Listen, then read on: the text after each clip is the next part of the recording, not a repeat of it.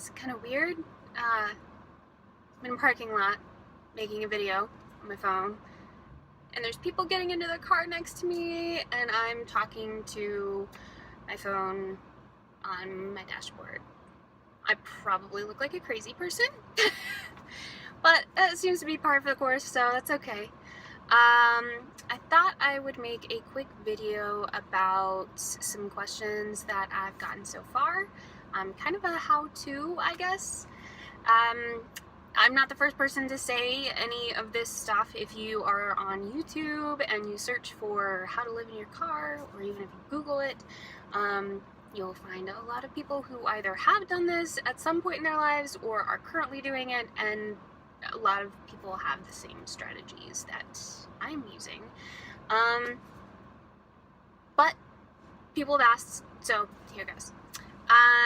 So some people have asked me how I receive mail, and that one was pretty simple. I got a P.O. box that is actually just right around the corner from my work. It takes me maybe 30 seconds to get to it, and that's how I get mail. It was only, I guess it came out to about $10 a month for a 3-month commitment.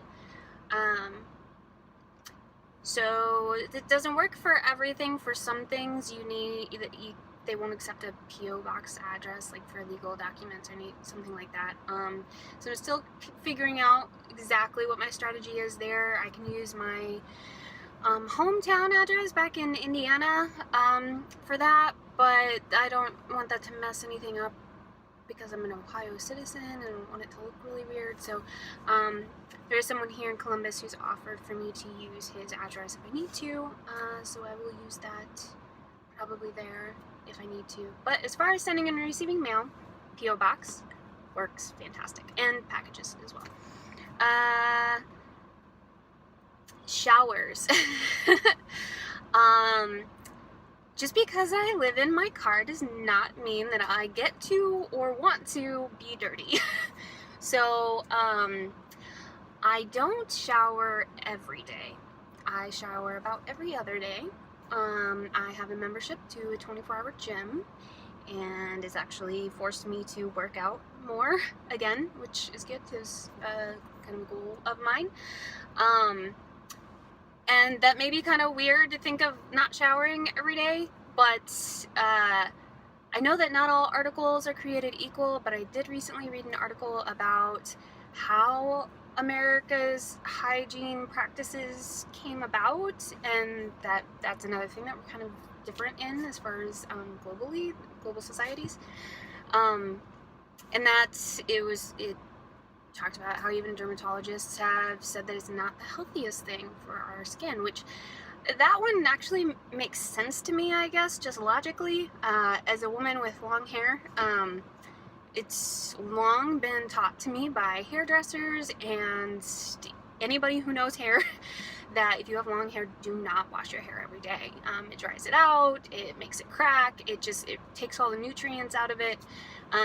So if hair is that way, it makes sense to me that skin would be that way as well. But if I do something that's particularly dirty or sweaty or whatever, I do still take a shower. But if I don't, and I'm just doing very normal stuff and not getting dirty, I then shower every other day. Things that I still do every day in my car are I brush my teeth every day, I wash my face every day with those face wash wipe things, very convenient, resealable so they don't dry out. And then baby wipes and the 5-point check. That's important. I'll leave it up to you to figure out what those 5 points are, and I actually do more of like a 7 or 8 point, but there's 5 points that are really important that every day those get taken care of in my car. And I have my car set up to, right now you can see out of this, but I actually have curtains that velcro to the top here on both of my front windows. And my back windows are tinted as dark as they possibly can be, and then there's also a black mesh wraparound. And the really great part of that is that you can't, as long as I don't have a bright light on inside the car, you cannot see in here at all. So I can do whatever I want to in here and you have no idea. But with my backseat windows, because it's the combination of the mesh and the tent, I can actually see out. There's a scientific reason for that. It has to do with the dispersion of light through material. If it's brighter outside than it is in here, then I can see out there, but you can't see in. If it was opposite and it was brighter in here than it is out there, like at night, if I had a cell phone on or I had one of the car lights on, then you could see in. But so those are things that I have to think about.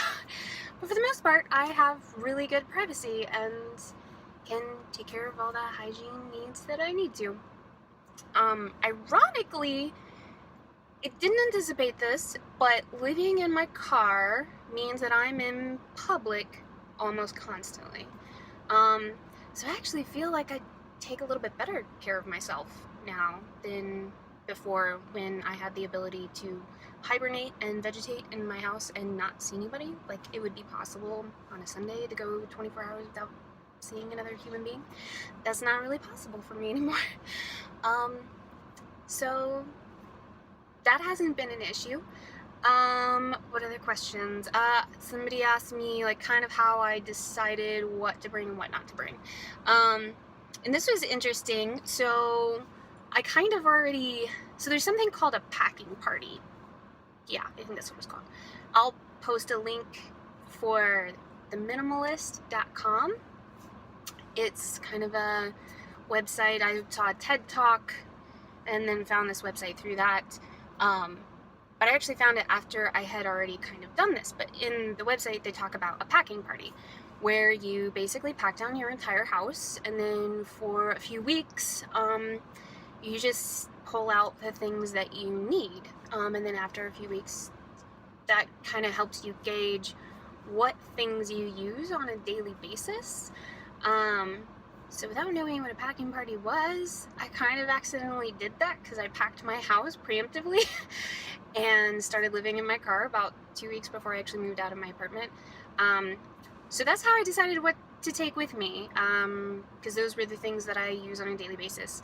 And then people have also asked, you know, have I given away everything that I own? Which I haven't. I did purge. I got rid of a lot of stuff and made a big Goodwill dump, but don't want to live in my car forever. If you've been watching the videos, you know that this is kind of a transition period into me figuring out what I want to build as far as housing and what that looks like for me going forward. And so since I haven't answered all of those questions, I didn't want to get rid of stuff that I would then have to purchase later. So I do have a storage unit. It is in downtown, so it's very centrally located. It basically acts like a big closet or a big basement for me. I've set it up so that I can go in there and get access to things if I, you know, do need them. For example, I don't keep my rock climbing gear in the car because I don't use it on a daily basis. So if I want to go rock climbing, I just have to take, you know, 15 extra minutes and go down to the storage unit and grab that. But I'm paying $100 for that as opposed to $840 for an apartment, which is a huge amount of savings. Not to mention the electric, the internet, and the gas that I don't pay anymore either. So those are some of the how-tos. Some people have been worried about security, so I already told you about the how I block things out, and then I have one of those sunshades that go in your windshield. So literally at night when I'm sleeping in here, you have no idea I'm here.